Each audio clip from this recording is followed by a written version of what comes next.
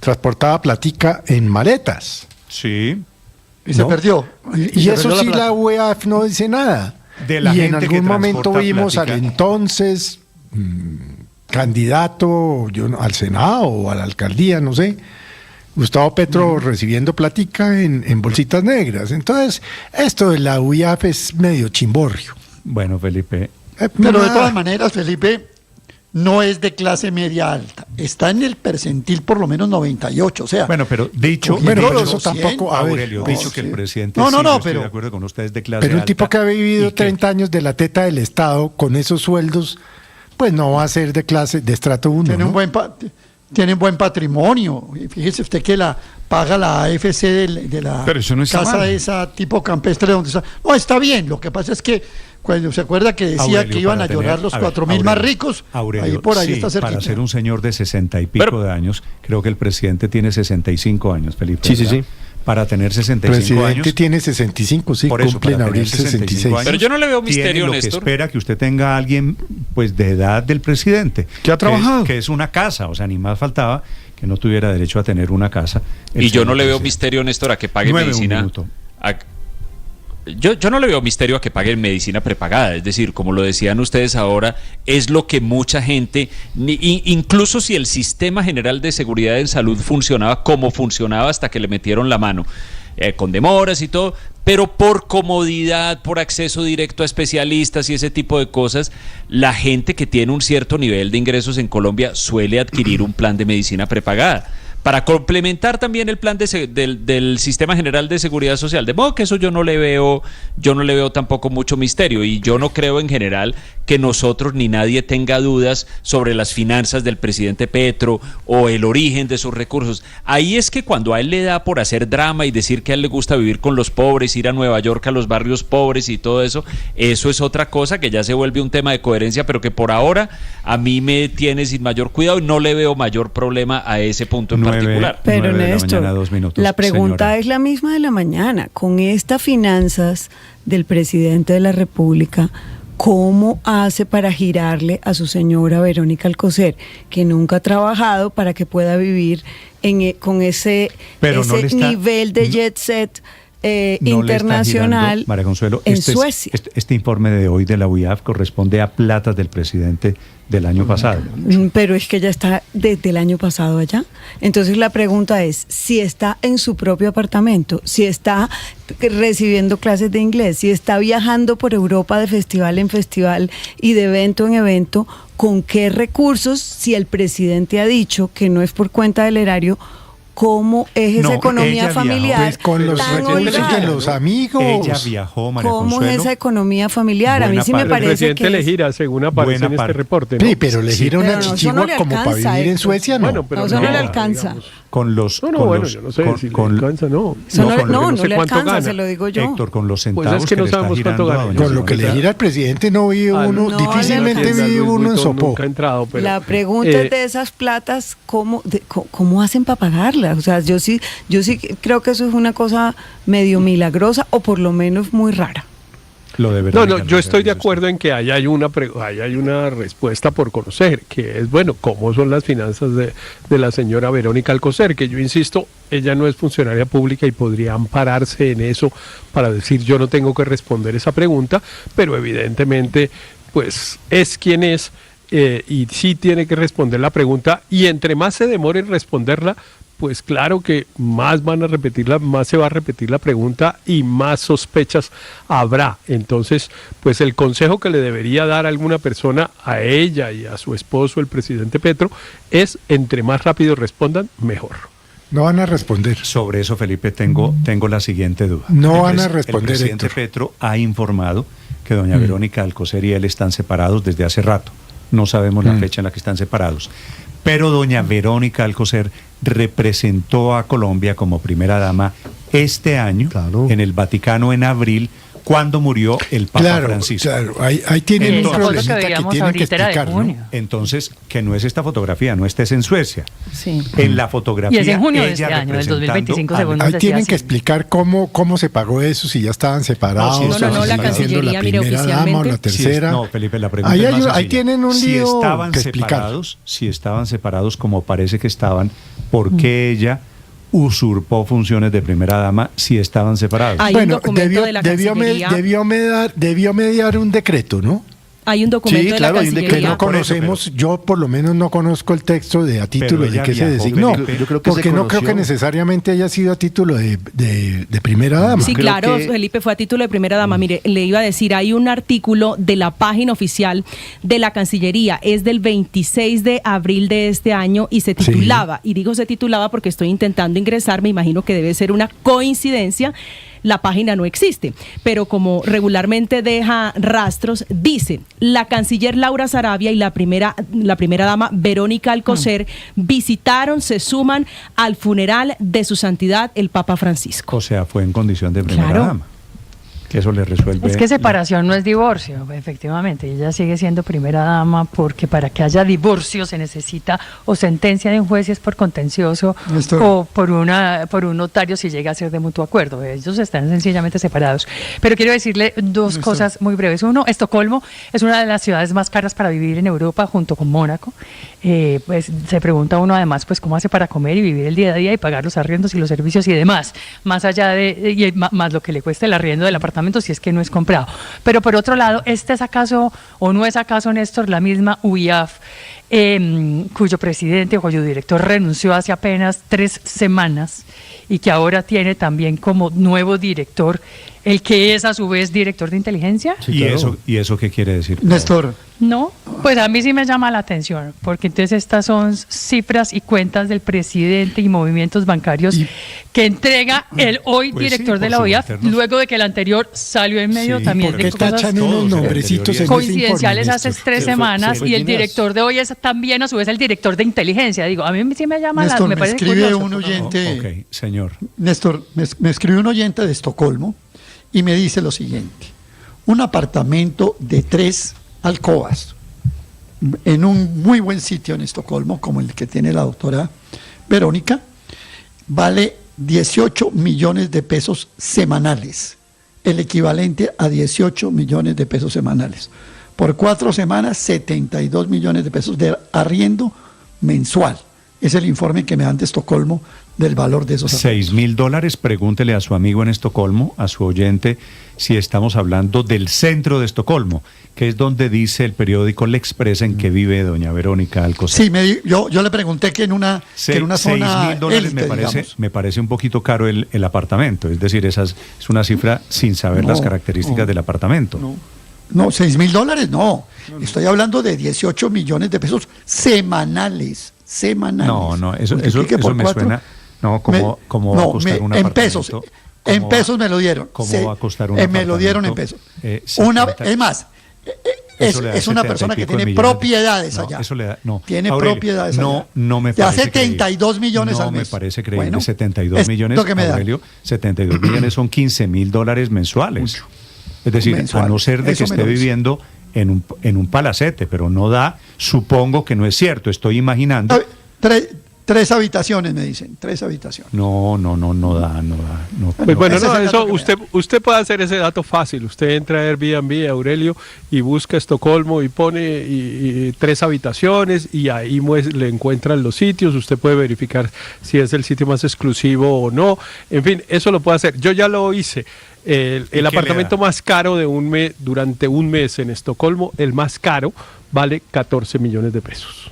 Sí. El más caro de los que están anunciados en Airbnb. Las fotos lo muestran muy lindo, tiene una sala gigante y 3 habitaciones. Pero cualquiera, sean $15.000, Héctor, sean $3.000, vivir en Estocolmo es caro. Y lo que no sabemos todavía... No creo que le alcance el sueldo al presidente. Ahora supimos también que también es ciudadana europea, ¿no? Tienen que tener otros ingresos, claramente. Que yo no sé cuál es la doble nacionalidad que dice el presidente. Debe ser la italiana. Debe ser porque como él es italiano... Debe ser la italiana.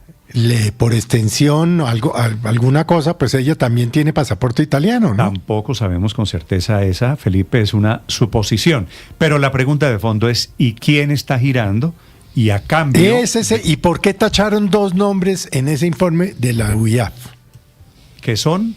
No, los tacharon. Sí, son los nombres de unas personas que autoriza el presidente Gustavo Petro para hacer unos trámites ante uno de los bancos. Los tachan. Sí, pero veo en el mismo informe que dicen que Laura Sarabia y Angie Rodríguez, en esa condición, sacaban y le movían la plata personal al Un señor dato, Néstor. presidente. Hay decretos de la Cancillería nombrando a Verónica Alcocer como embajadora en misión especial cuando se había desempeñado en otro tipo de viajes, cuando todavía ni siquiera se había conocido todo esto de su separación. Por del eso le presidente digo, Gustavo pero no la Petro. designan como primera dama, Pues, los ni va decretos como, sino dicen como embajadora. embajadora en misión especial. Claro. Pero Felipe, ¿y ese Comisiones a la doctora Verónica del Socorro Alcocer García como embajadora en misión especial entre el 13 y el 14 de enero del 2023 en su calidad a la ciudad de Roma, Italia, con el fin de asistir a la audiencia que ha sido otorgada por su santidad el Papa Francisco. Este fue uno de los viajes. 9 de la mañana, 11 minutos.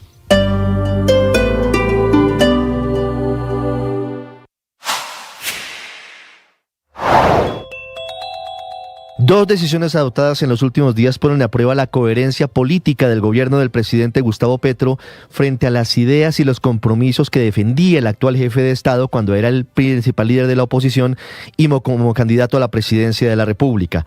La primera decisión, que ha producido una enorme controversia, es la reactivación de los bombardeos contra campamentos de grupos criminales, algo que se había paralizado en la práctica desde el 7 de agosto de 2022, es decir, desde la posesión del presidente Petro. Aunque se tiene conocimiento de que la reanudación de los bombardeos fue autorizada desde mediados del año pasado, el giro que produjo mayor polémica se dio en agosto de este año, cuando comenzó una serie de al menos 4 bombardeos contra campamentos de Iván Mordisco, en los que murieron al menos 15 menores de edad. La otra controversia tiene que ver con lo que se conoció este fin de semana, la compra de 17 aviones de combate Gripen fabricados por la multinacional sueca Saab por un valor cercano a los $4.000 millones. Aunque el presidente Petro celebró la compra diciendo lo prometí y lo cumplí, no es coherente lo que hoy dice con su postura como senador y jefe de la oposición. Decía Gustavo Petro sobre la compra de aviones de combate en marzo del 2021. La compra de aviones en medio de una crisis como la que vivimos es el máximo grado de irresponsabilidad de un gobernante. No entiendo un país que pueda aplaudir que no se usen los recursos para salvar la vida y en cambio sí en instrumentos para bombardear niños.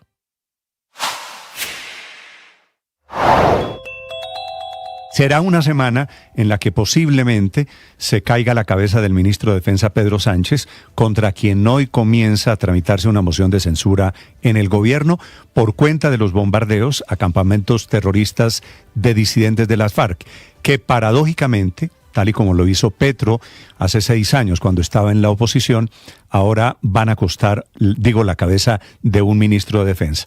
Los argumentos son los mismos por los cuales el petrismo intentó tumbar hace 6 años a quien era el ministro de Defensa, Guillermo Botero, por hechos que parecen calcados.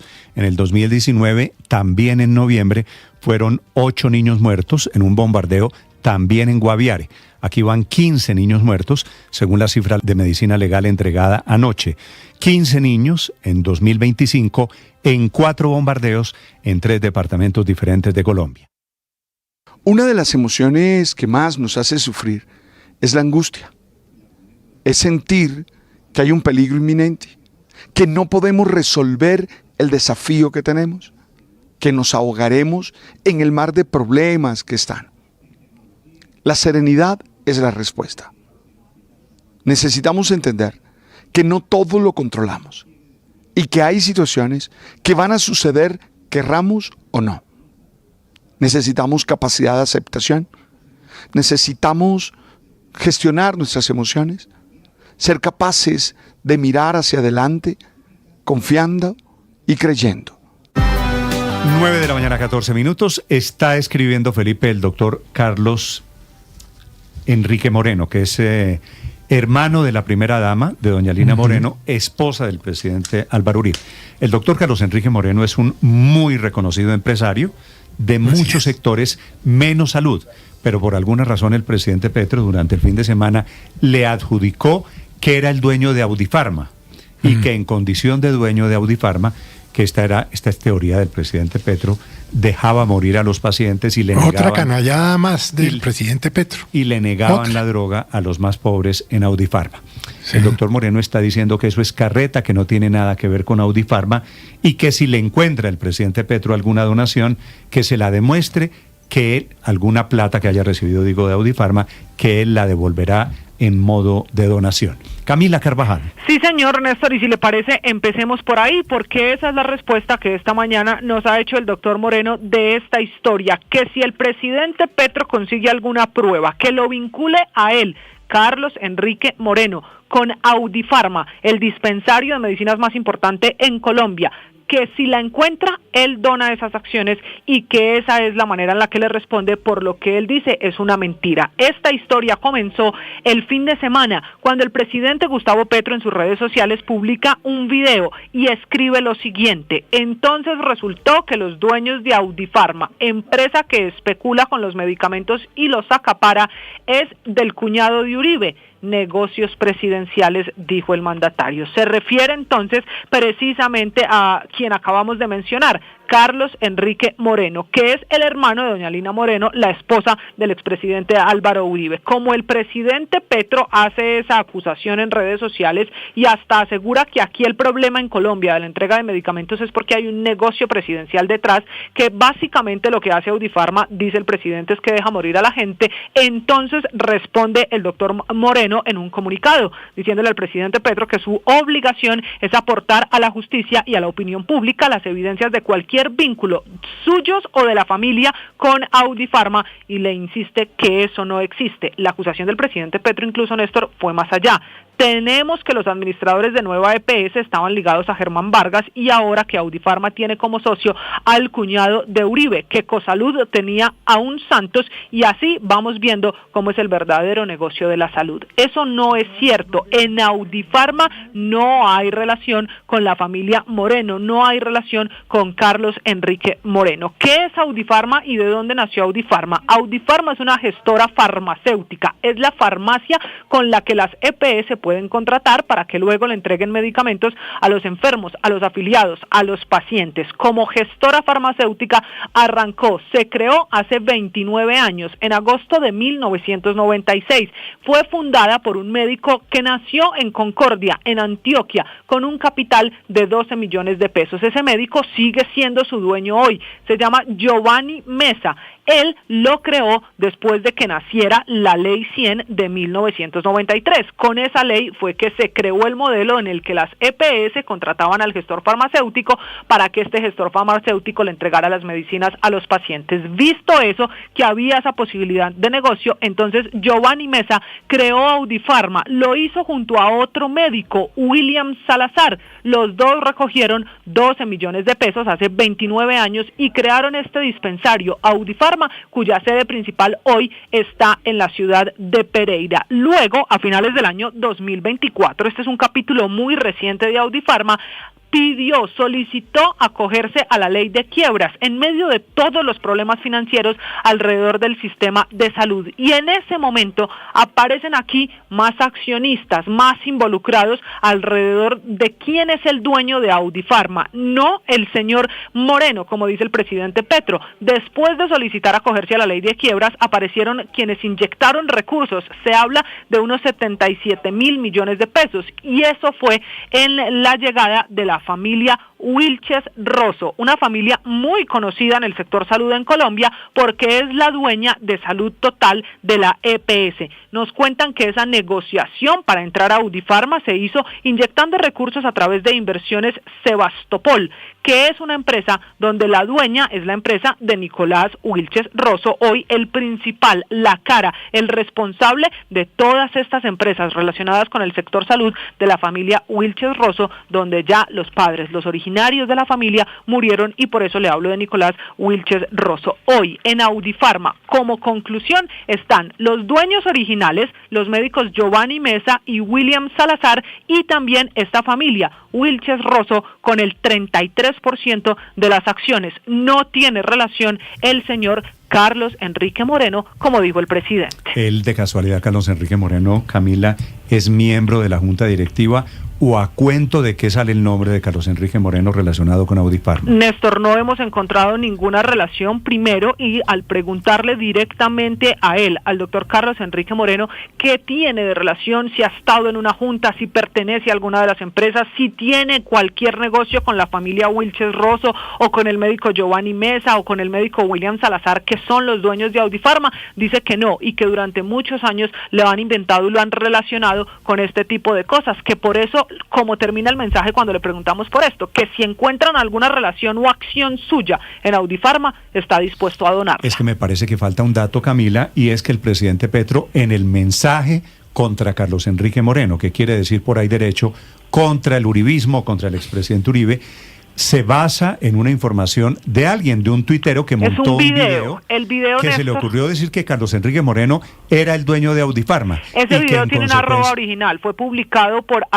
@soyliliana, sin embargo, a mí me parece que esa voz Petro viene de se inteligencia informa artificial. en Twitter, el presidente Petro termina creyendo todo lo que lee en Twitter.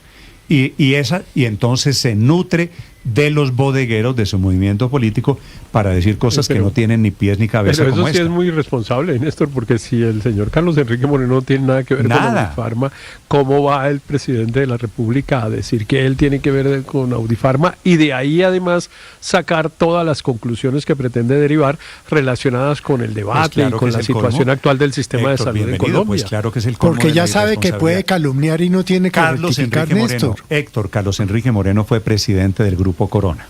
Carlos Enrique Moreno fue no lo conozco, pero quiero decir que tengo de Home las Center. referencias personales, las mejores del señor Carlos Enrique Moreno. Yo no lo conozco, pero sé que es un empresario además pues muy destacado, yo quiero decirle que yo le leo sus columnas, él publica, si no estoy mal, en el periódico La República, en algún periódico, creo que en La República publica una columna. Creo recordar, Camila, cada que 15 días. Carlos Enrique Moreno también fue presidente de EPM. Claro, y es una carrera muy cercana al famoso GEA, al Grupo Empresarial Antioqueño en Medellín. La carrera incluso arrancó por ahí, en Suramericana de Seguros, pero participó en muchas empresas en Medellín, fue gerente de empresas públicas de EPM, también buscando un poquito de su historia. Él es ingeniero mecánico, fue gerente de Home Center e incluso presidente del Grupo Corona, es lo que me aparece aquí en la carrera del señor Carlos Enrique Moreno, que le repito es ingeniero mecánico. Sí, pero no va a aparecer lo que dice el presidente Petro, que es lo que lo lleva, porque es que el presidente Petro las cree, las informa, las reproduce y las aumenta. Entonces recibió un video en donde algún tuitero irresponsable se inventa que Carlos Enrique Moreno es el dueño de Audifarma. El presidente Petro, pero es lo mismo que ha hecho. La replica, Felipe, y la pero aumenta. Es exactamente lo mismo que ha hecho con todas las personas que ha calumniado, Néstor, y que no ha rectificado. Sí, es lo mismo. Lo sé. Es que y como no le importa porque le fallan las tutelas en contra y las desacata porque sabe que no se puede ir preso, pero es exactamente lo mismo que Enrique Vargas se robó no sé qué, que los Pastrana, que los Santos, que los oligarcas, ese es un discurso que a él le funciona. Ahí hay un dato importante, Felipe, y es que ser miembro de una junta directiva, y el presidente Petro no ha sido nunca miembro de ninguna junta directiva, porque lo único que ha hecho es vida política en el Estado.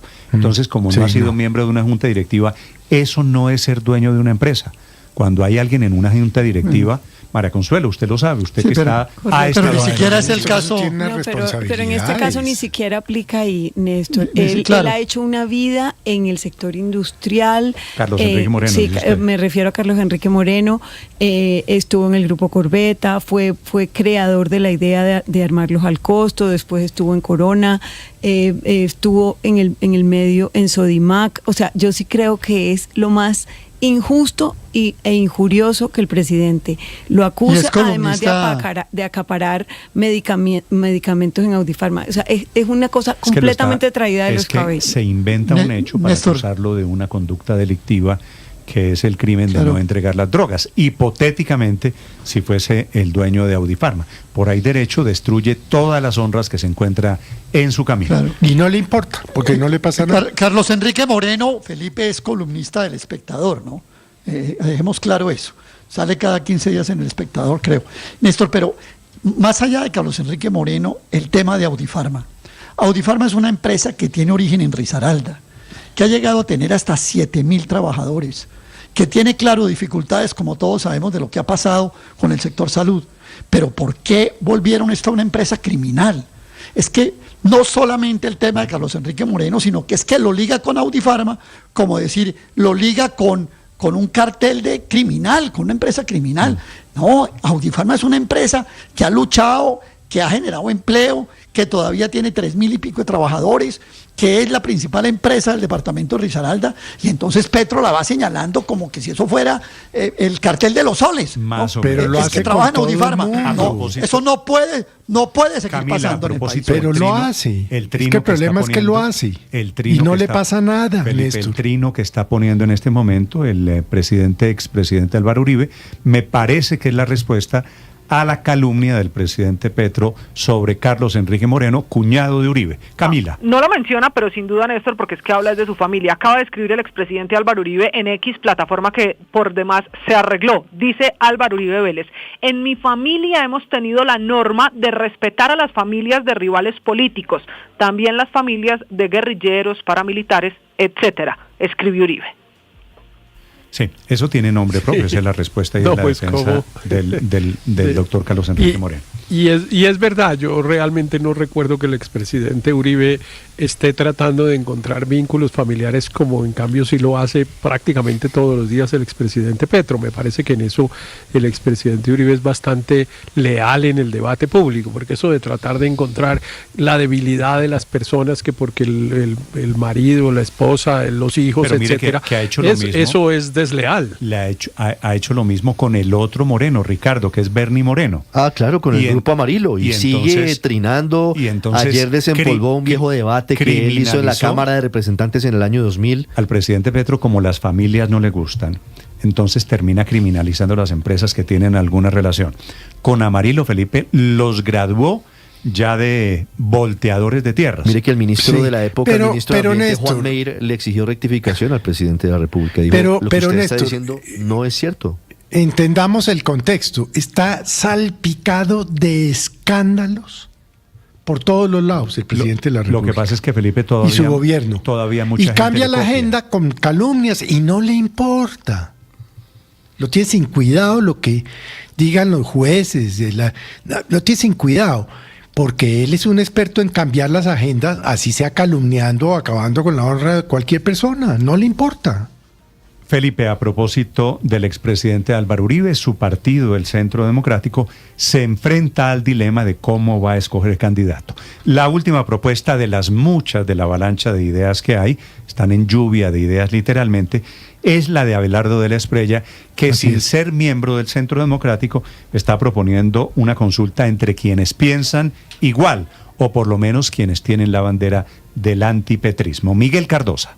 Néstor, buenos días. El precandidato presidencial Abelardo de la Espriella, líder del movimiento Defensores de la Patria, propuso realizar antes del 10 de diciembre una encuesta abierta y verificable para escoger un único candidato que represente a la derecha en las elecciones de 2026. Según él, la falta de unión solo favorecería a lo que denomina el petrosantismo. De la Espriella plantea que si no hay encuesta, seguirá adelante con las más de 4 millones de firmas sin maquinarias ni grandes financiadores. La propuesta recibió una respuesta positiva del expresidente Álvaro Uribe, quien la consideró generosa y pidió insistir en el diálogo entre quienes define como defensores de la democracia y la libertad.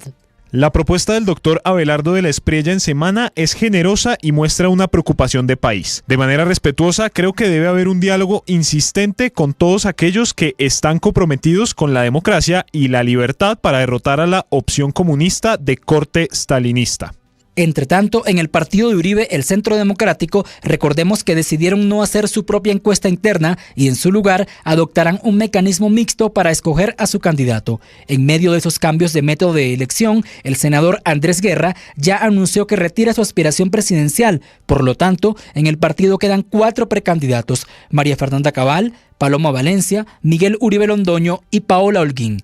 La propuesta del nuevo mecanismo fue presentada por el director del partido, Gabriel Vallejo, en un foro con jóvenes en Río Negro, Antioquia. Allí explicó que el método combinará una encuesta de amplia muestra nacional, un estudio digital con auditoría y un colegio electoral conformado por las bases del partido. Esperaríamos, presidente, lo que les estamos proponiendo a los precandidatos es que alrededor de un mes y medio pudiéramos evacuar todo este proceso y tener el resultado para poder seleccionar el candidato o candidatos del Partido Centro Democrático. Pero el expresidente Álvaro Uribe, aunque dejó claro que la decisión la toman los precandidatos, sugirió menos tiempo para cumplir con todas las fases de la selección y recomendó que esta semana ya quede claro si aceptan o no el mecanismo mixto para escoger el candidato y antes de que termine el año se sepa quién es el abanderado. Este proceso duraría alrededor de unas 6 semanas, de 5 a 6 semanas. Muy largo, ojalá se pudiera hacer más corto. Que pudiéramos, no sé, si terminar el año, llegar a Navidad con candidato, o si ellos quieren extenderlo las 6 semanas, también. Pero lo importante es que haya ya un mecanismo y que se empiece a implementar. Todo este proceso, de ser aprobado, estará vigilado por un comité independiente y así asegurar la transparencia con diferentes personas que puedan garantizar un desarrollo equitativo y transparente, según lo que plantea el director del partido, Miguel Cardosa, Blue Radio. Estás escuchando Blue Radio.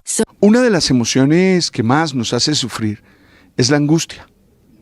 Es sentir que hay un peligro inminente, que no podemos resolver el desafío que tenemos, que nos ahogaremos en el mar de problemas que están. La serenidad es la respuesta. Necesitamos entender que no todo lo controlamos y que hay situaciones que van a suceder querramos o no. Necesitamos capacidad de aceptación, necesitamos gestionar nuestras emociones, ser capaces de mirar hacia adelante, confiando y creyendo, ser capaz de mirar hacia atrás dando gracias. No te invito a volverte irresponsable ante la vida. Te invito a entender que siempre vas a salir adelante y que la esperanza llena tu corazón. Hoy, serénate y da gracias por tu vida. Ánimo, tú sabes. 4 bombardeos en 3 departamentos diferentes de Colombia. Y hoy, como hace 6 años, el gobierno los defiende diciendo que son bombardeos a combatientes ilegales en armas, que es la frase del ministro de Defensa Pedro Sánchez. Y los defiende también el presidente Petro, alegando que si los grupos armados no quieren la paz, actuará la fuerza pública, así usen a los niños como escudo. Que es cierto, el problema de fondo es el reclutamiento forzado que están haciendo los disidentes de las FARC, pero también el ELN, el Clan del Golfo, todas estas organizaciones narcoterroristas que utilizan siempre, hace 6 años y hoy, a niños como sus escudos. El presidente Petro notifica que no va a suspender los bombardeos contra disidentes de las FARC, así mueran esos niños reclutados. Medicina Legal elevó anoche a 15 la cifra de niños, que son entre 11 y 16 años, que han muerto en bombardeos en Guaviare, el más grande, en Amazonas, uno que no se conocía, lo tenían oculto, otro en Arauca y otro en el departamento. Sobre la decisión económica de la Superintendencia de Industria y Comercio que autorizó la fusión entre Tigo y Movistar. Eso sí, con un amplio listado de condiciones. Señora Superintendente de Industria y Comercio, doctora Cielo Rusinque, buenos días.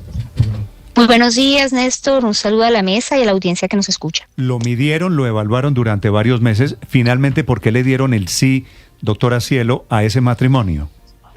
A ver, Néstor, porque como corresponde en este tipo de análisis y la autorización de este tipo de operaciones, a nosotros nos corresponde hacer una ponderación entre los riesgos que puede presentar una operación de esa envergadura y las eventuales eficiencias, y si esos riesgos son corregibles mediante condicionamientos, representando una posibilidad de generar mejores equilibrios en el mercado.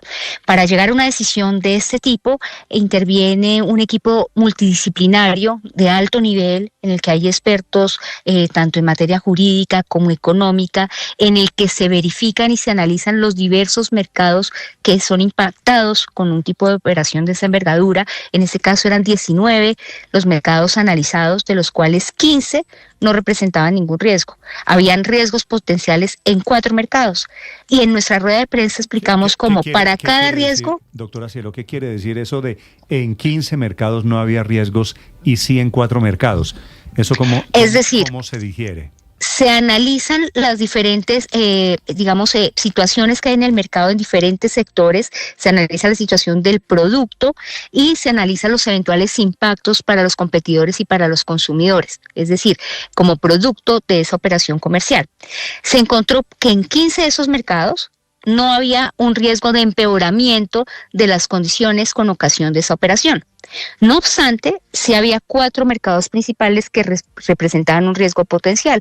Ahí lo que corresponde es analizar es que ese riesgo se puede mitigar a través de condicionamientos de manera que las eficiencias eventuales de la operación puedan ser trasladadas a los usuarios y a generar un equilibrio en el mercado.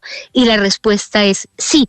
Nosotros encontramos que a través de condicionamientos la operación generaría mayores eficiencias, posibilidades de inversión, de ampliación de la cobertura, de mejoramiento de la calidad, de mejores tarifas para los usuarios, pero además nos permitía que esas eficiencias se trasladaran al usuario final. Es por eso que lo responsable en un caso como estos es generar precisamente las condiciones para que ese nuevo actor integrado pueda competir respecto de ese actor dominante que existe en la actualidad en Colombia, y que eso no es algo que sea atribuible a nosotros, es una realidad y un desequilibrio que existe y es una manera de volver a equilibrar la cancha en ese mercado.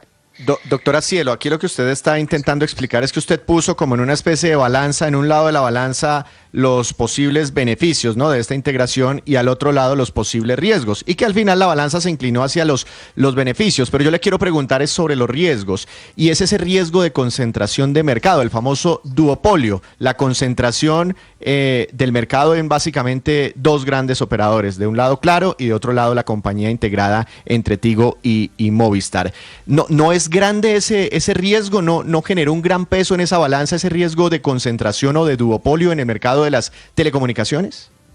A ver, que un mercado esté altamente concentrado en 2 agentes no necesariamente de por sí implica una práctica restrictiva de la competencia, pero sí evidentemente genera unos riesgos que nosotros mitigamos a través de los condicionamientos. ¿Riesgos que de qué? De sacar del mercado a los pequeños, de ponerse de acuerdo, sea tácita o explícitamente, es decir, riesgos de cartelización, riesgos de establecer campañas de publicidad agresivas que busquen generar condiciones de mayor desequilibrio para los minoristas. Entonces, el riesgo es inmediatamente identificado y se impone un condicionamiento. ¿Cuál es el condicionamiento para ese primer riesgo encontrado? Entonces, que la empresa integrada no puede realizar ofertas ni campañas publicitarias que estén orientadas específicamente dirigidas a esos operadores que tienen menor participación en el mercado, y se impuso unas obligaciones también de transparencia en cuanto al ofrecimiento de servicios como el empaquetado, que es allí donde se verían afectados los pequeños agentes o los otros terceros intervinientes que están allí en el mercado. Esas son condiciones que ya están explicadas, que en el evento de infringir, pues implicaría no solamente una infracción al régimen, sino incumplimiento a condiciones y las sanciones correspondientes en el caso de no cumplir con los condicionamientos que nosotros estamos imponiendo.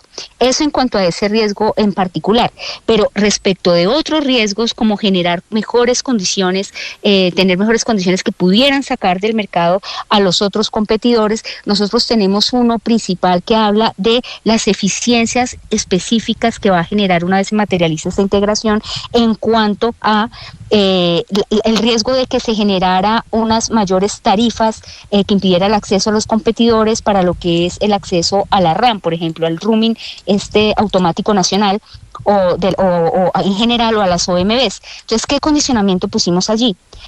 La empresa integrada no podrá incrementar la tarifa que cobra a los operadores de WOM y a los móviles.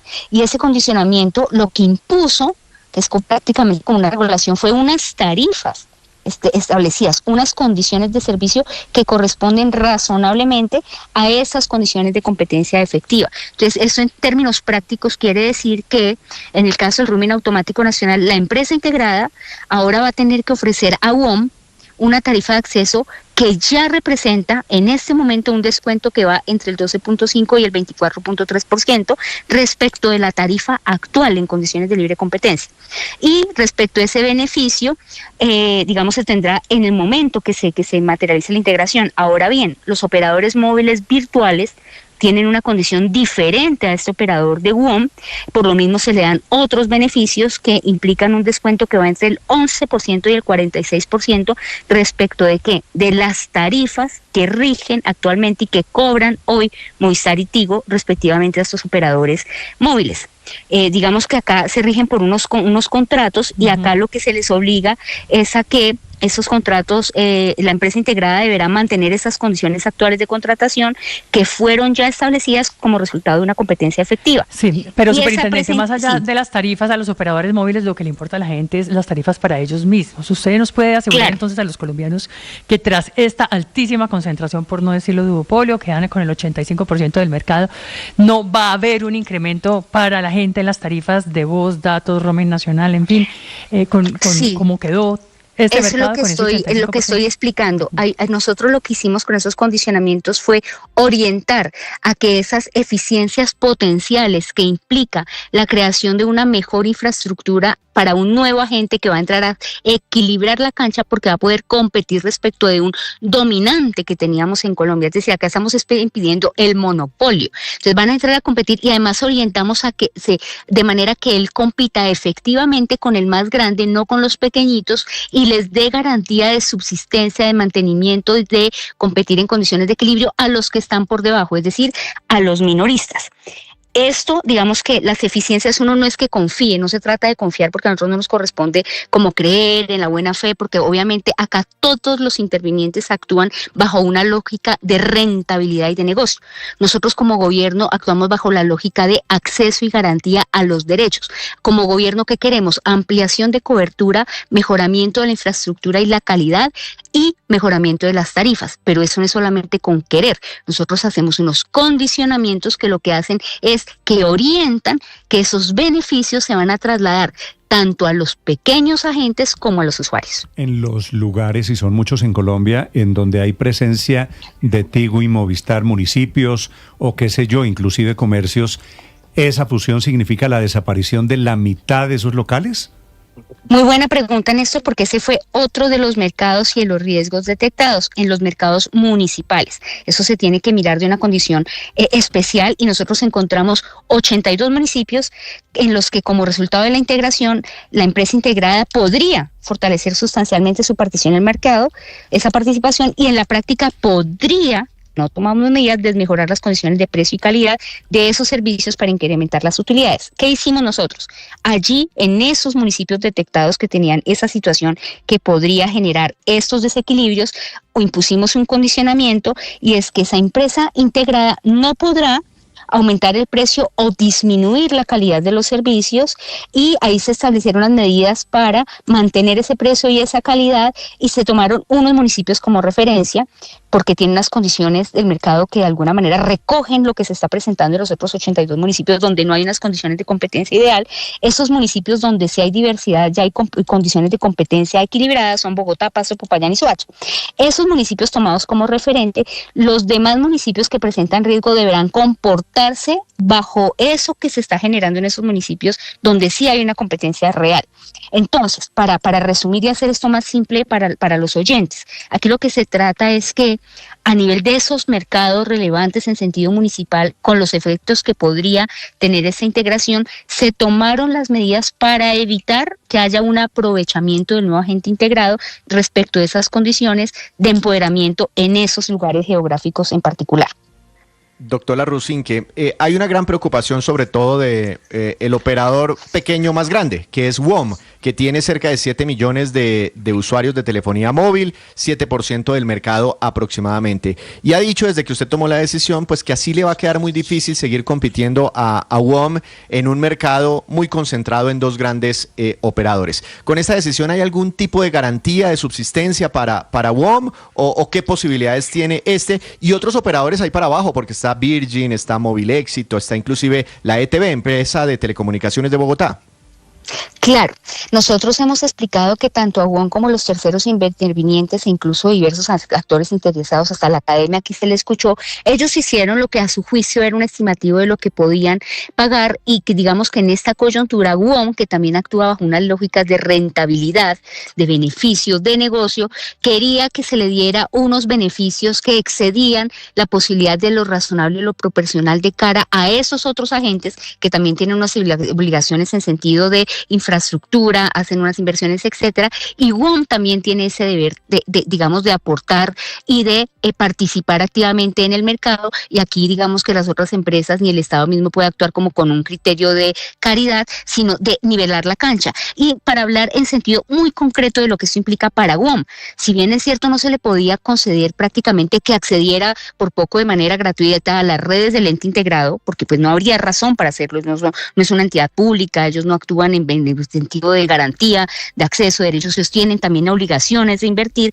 Aquí inmediatamente ellos van a obtener un descuento de entre el 12.5% y el 24.3% respecto de la tarifa que pagan hoy en el mercado en condiciones de competencia. Es decir, ya hay, para lo que es la pregunta puntual de WOM, hay un beneficio a WOM actual. ¿Y a los pequeños se les abarata mucho el negocio? Claro, se les generan unas condiciones que no tienen en la actualidad. Aquí lo que hicimos fue nivelar la cancha y casi que, valga decir, Néstor, que de alguna manera, si bien es cierto, nosotros no somos el ente regulador, que se ha tratado de decir como, claro, es que no han regulado, es negligencia del gobierno, no, es que la superintendencia no regula, no, eso es la CRC que no, digamos, no es de dominio del gobierno. El representante del gobierno hasta en octubre se nominó, digamos, nosotros ahí no tenemos mayorías, etcétera, es un organismo autónomo y claramente tiene ahí una responsabilidad y él tiene que entrar a regular y es lo que esperamos que hagan, ojalá, el corto plazo. No obstante lo cual, Néstor, esto casi que nos permitió, en medio de la coyuntura, darnos una oportunidad para entrar a regular y equilibrar un poco este mercado, y valga decir que no, los operadores móviles virtuales que aquí referían, ellos no son la misma situación de WOM y se les dan unas garantías adicionales mayores que implican un descuento que va entre el 11 y el 46% respecto de las tarifas que tienen en la actualidad. Ahora bien, WOM quería tener ese mismo beneficio, Néstor, pero es que uno no puede darle los mismos beneficios a actores económicos que están en condiciones absolutamente diferentes. No es lo mismo WOM que los operadores móviles virtuales. Digamos, aquí cada uno de los aspectos, los condicionamientos, todo lo que en una resolución que es de 177 páginas, que ojalá miraran con detalle, que está totalmente sustentada, lo que se hizo fue un ejercicio minucioso, ponderado, razonable, buscando generar equilibrios, buscando beneficios para los usuarios y buscando precisamente superar la brecha digital. Y aceptado por ambas partes, ¿verdad? Claro, porque es que entre otras cosas, si nosotros ponemos unos condicionamientos que hagan inviable la operación o que hagan inviable, digamos, el mejoramiento de la infraestructura, que es lo que le estamos apostando, pues sencillamente pues la operación no tendría vocación de servir, la operación no se materializaría. Entonces, listo, tendríamos hoy el mismo actor dominante, estos sin condiciones de competirle, y un desequilibrio absoluto y rotundo, y estarían, si hoy dejamos las cosas como están, WOM estaría en situación de dificultad como lo está desde hace mucho tiempo, los otros operadores móviles estarían en desventaja, es decir, aquí lo que hay es un mejoramiento. Y es lo que la opinión pública debe saber, que estamos hablando con absoluta responsabilidad, con transparencia y con rigor como corresponde, en beneficio de los usuarios y de los equilibrios del mercado. Es la superintendente de Industria y Comercio, Cielo Rusinque, hablando de que es sin duda el gran movimiento en el mundo de las telecomunicaciones, la fusión entre Tigo y Movistar en Colombia, que claro, crea un jugador muy grande en el mercado que va a competirle al otro, claro, y claro que hay duopolio. Doctora Rusinque, gracias por acompañarnos esta mañana, gracias por esta explicación. Gracias, Néstor, a ustedes por el espacio y un feliz día para todos. Son las 9:48. Estás escuchando Blue Radio. Sigue la polémica por el asesinato de 15 menores de edad en los bombardeos de las fuerzas militares contra estructuras de las disidencias de las FARC al mando de alias Iván Mordisco en los departamentos de Arauca, Caquetá y Guaviare. Sobre esto habló el ministro de Defensa, Pedro Sánchez, en Mañanas Blue. Aquí no se trata de la edad para definir si es de objetivo de bombardeo, porque no tampoco es eso. O sea, aquí tenemos que hacer una diferenciación, porque cuando dice niños, parece que nosotros estuviéramos llegando a un jardín infantil. y no es así. Las normas dicen que niños van de 0 a 12 y de 12 a 18 ya son adolescentes. Entonces aquí mirando los reportes, no han muerto niños o niñas, son adolescentes. Segundo, ¿en qué momento dejan de perder más bien la protección? Y es cuando se involucran en las hostilidades. Cualquier persona que se involucre en las hostilidades, o sea, parte activa de un grupo criminal, es un blanco legítimo. Corre la suerte de ello. Entonces muchos, sé que es un dilema de alguna manera ético, para mí no es fácil, o sea, para nosotros no es fácil. Más que radio. Víctor, sobre este negocio, que esto es de Sí, cientos señor. de millones de dólares, nombre de la nueva empresa. Nombre de la nueva empresa. Uno pensaría que tratarían de conservar la marca Tigo, ¿no? Porque detrás de esto está Millicom. Millicom controla hoy a Tigo, está terminando de comprar a Movistar y creería uno que preservaría la marca, Yo estoy de pero acuerdo también con podrían aprovechar la oportunidad en medio del ahí. boom que se ha generado para hacer un relanzamiento unificado y O sea, ¿va a haber nueva y marca? utilizar. Quieto ahí. No, están dentro de las opciones. Ya tomaron la decisión. La nueva marca se va a llamar Tigo. Claro. Desaparece, bueno. bajan del mercado los avisos de Movistar, que se va definitivamente de Colombia. Hecho el negocio, quiere decir, los españoles de Telefónica se van de Colombia y queda esto un único propietario, que es Tigo, que va a ser de aquí en adelante la competencia de Claro. Es decir, Pero gran dato el que nos está confirmando usted en este momento. ¿Por qué, Néstor? Porque sí hay expectativa, por ejemplo, entre quienes hoy son clientes de Movistar. En líneas de telefonía móvil hay 22 millones, aproximadamente 22 millones de líneas de telefonía móvil de Movistar. ¿Qué va a pasar con ellos? no, yo soy si en uno medio de la esos fusión 22, yo soy uno de esos 22 millones. tienen Ahora que hacer mi línea- algún trámite no. o qué. Me Todas informan- esas me informan, dudas tienen la los gente de usuarios. Movistar sigue siendo, se queda como está. Pero el operador ya no se va a llamar Movistar, el operador general. Juntando los de Movistar, los de Tigo, va a ser uno, Tigo bajan el aviso de Movistar. Entonces el que es hoy Es decir, Movistar entonces, le empieza a llegar los la conciertos. factura de Tigo. Claro. Claro, y los conciertos van a ser en el Tigo Arena. ¿De qué habla? Esa es buena pregunta, Paola. No sé cómo va a ser es el una nombre. buena pregunta. Sí, A no la he caído. fija. Pero le pregunto pues aquí a Tigo Arena. No, pues claro. Claro, Pues- sí, pues porque tiene- si ya la marca Movistar no está- desaparece del país. tiene que ser Tigo Pero no Arena. es mala idea tampoco. Movistar Arena. Pues No, pierden una Tigo marca Arena. que es valiosa y que tienen reconocimiento. No, Pero no, por eso eso es- no, pero, no, pero- no es que pierdan una marca, es que la marca ya se fue. Los señores de Telefónica Sí. ya decidieron salir del Sí, se mercado. van. Salir del mercado e irse. Pues es como lo de Conavi, ¿no? Que un poco tiene que ver con la conversación que teníamos hace poquito, que mataron Conavi para revivirla nuevamente. Lo de- después de Pero mucho se tiempo, puede porque quedar se la dieron cuenta que marca, no Lo tenía del, plan. lo del Tigo Arena, Felipe, está todavía en una etapa de conversaciones. Es una decisión Pero que Néstor, no se ha yo tomado. creo que pueden Pero- dejar la pero- marca Movistar ahí, porque debe No, ser un contrato Felipe. totalmente diferente.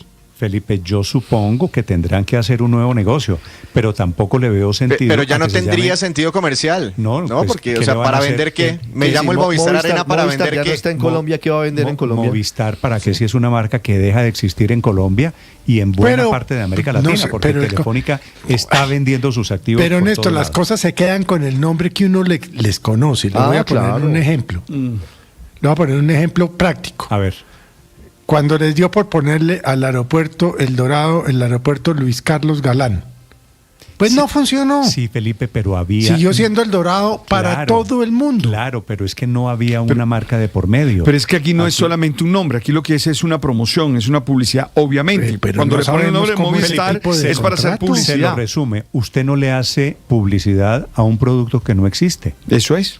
en consecuencia. No, que no- que en no la, existe en la el lógica mercado. sí, pero quién sabe cómo estará ese contrato. Bueno. Y lo berraco es que le pueden poner el Tigo Arena, lo que usted quiera. Y la gente sigue y a uno diciendo, le van a no, preguntar, no, ¿y dónde no, es el la- concierto? En el Movistar. La gente Eso es posible. La gente se acostumbrará a que eso se llamará el Tigo, que supongo es el nombre que le querrán poner. 9:54 en segundos, deportes. Estás escuchando Blue Radio.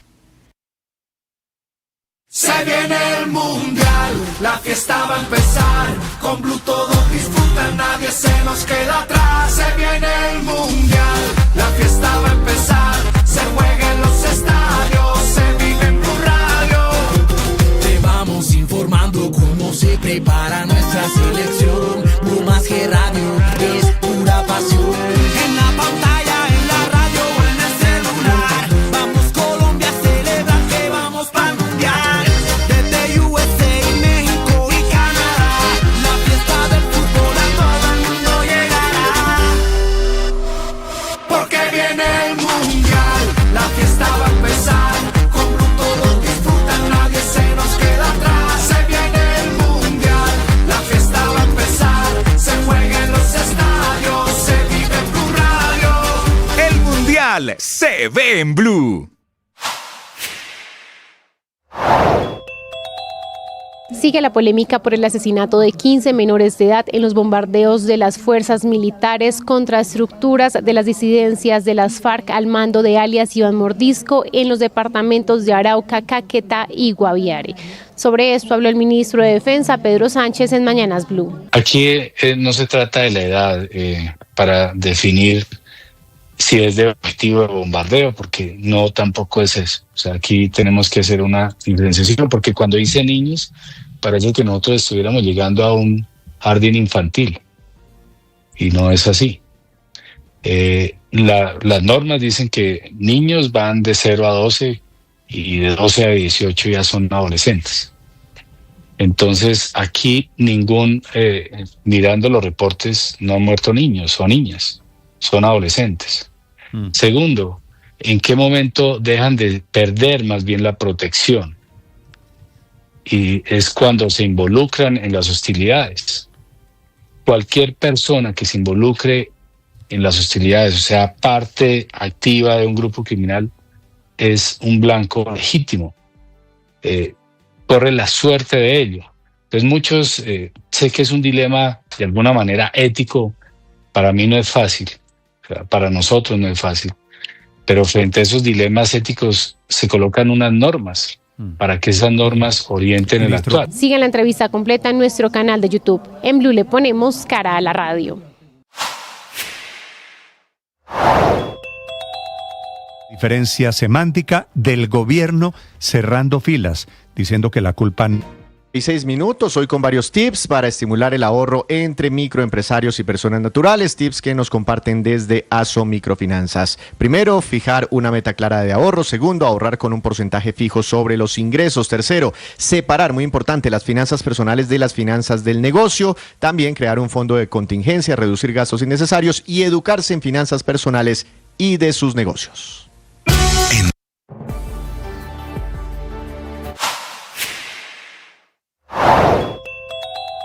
La principal revelación que hace el periódico sueco Expressen sobre la primera dama Verónica Alcocer no es que esté viviendo en Estocolmo, que está radicada fuera de Colombia.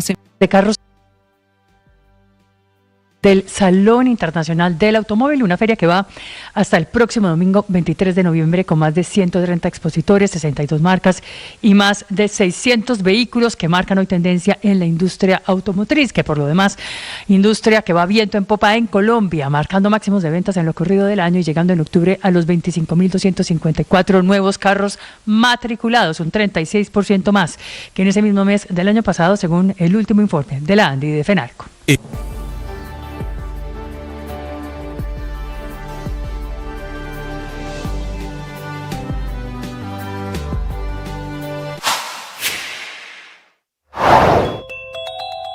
Porque el gobierno no informó al país sobre la muerte de menores de edad en el bombardeo del departamento del Amazonas. Eso fue lo que respondió el ministro de Defensa, Pedro Sánchez, en Mañanas Blue. Porque la medicina legal en este momento pues ya nos hizo esa confirmación. Nosotros presumíamos que habían muerto menores de edad. Me lo entregó hace 2 días. ¿Y por qué ocurrió eso? Porque comenzamos nosotros a decir, frente a esta amenaza tan grave aquí, tan grave, en la cual se neutralizaron 20 criminales o 20 integrantes de este grupo, entonces ya comienza uno a encontrar de alguna manera una mayor magnitud de la tragedia que no desconocíamos que podría haber estado, teníamos los indicios, teníamos una información previa, pero era medicina legal la que tenía que decir. Pero aquí la pregunta que yo me hago a veces con las preguntas que me hacen es ¿qué crimen o qué delito estamos cometiendo nosotros como Estado? Yo creo que aquí la discusión debe ser es qué delitos y crímenes están cometiendo los que reclutan menores, un crimen de lesa humanidad, un crimen de guerra. Yo creo que deberíamos, ya aclarando todo eso, ministro, aquí no se cometió ningún delito. Sigan esos contenidos en nuestro canal de YouTube. En Blue le ponemos cara a la radio.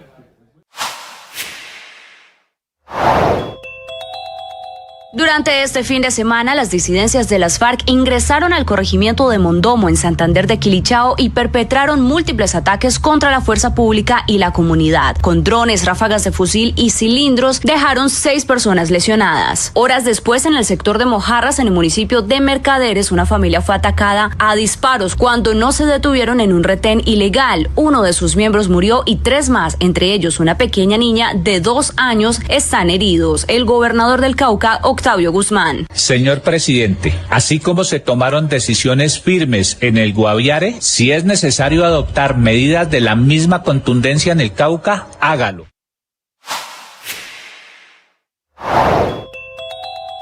Dos decisiones adoptadas en los últimos días ponen a prueba la coherencia política del gobierno del presidente Gustavo Petro frente a las ideas y los compromisos que defendía el actual jefe de Estado cuando era el principal líder de la oposición y como candidato a la presidencia de la República.